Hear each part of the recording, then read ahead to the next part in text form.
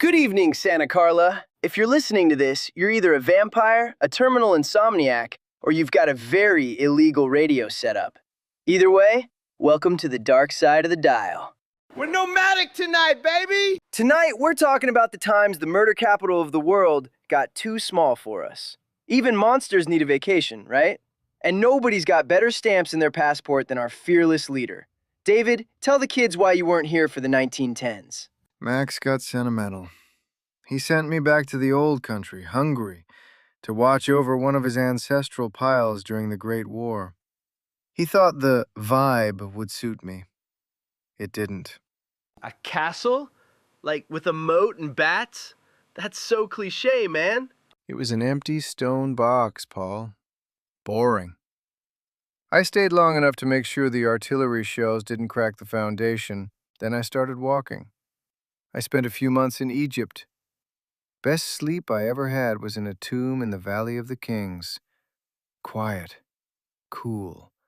No boardwalk tourists screaming at 2 p.m.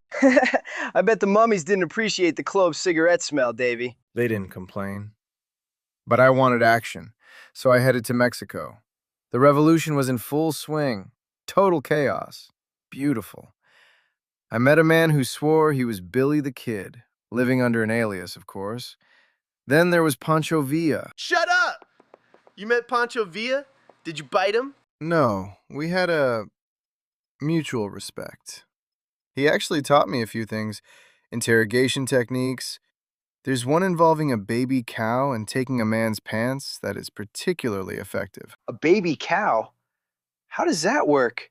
It's cruel, non-fatal, and deeply embarrassing. I'll tell you boys off air. The FCC might be fake, but some things are too graphic even for pirate radio. I bet he cried. Everyone David interrogates cries. I wasn't just there for the war. My older brother, Jack, he was a doctor. A human doctor. He ended up in Mexico during the conflict. Wait. Back up. Older brother? Whoa, whoa, whoa! David, the big bad boss, has a big brother? You were the little brother? Does he know you have a platinum mullet and a leather jacket? Watch it, Paul. Yeah, I was the little brother. I spent the revolution lurking in the shadows of his clinic, making sure the federales didn't get too close. He married a nice little gal named Maria. Wait, I remember you mentioning her. Didn't she have a massive family? Massive. It was a village. Jack and Maria took care of her 14 younger siblings. And then they had 10 kids of their own.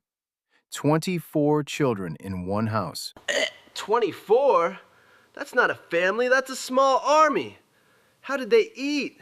How did they sleep? Man, I thought the lair was crowded when Marco brought home a raccoon. I can't wrap my head around it. David, the guy who kills for fun, used to be the little one. Did Jack ever ruffle your hair? Did he give you noogies? If you're smart, Marco, you'll drop that line of questioning. Moving on. Yeah, before David interrogates us with a cow. We're going to take a break from the history lesson.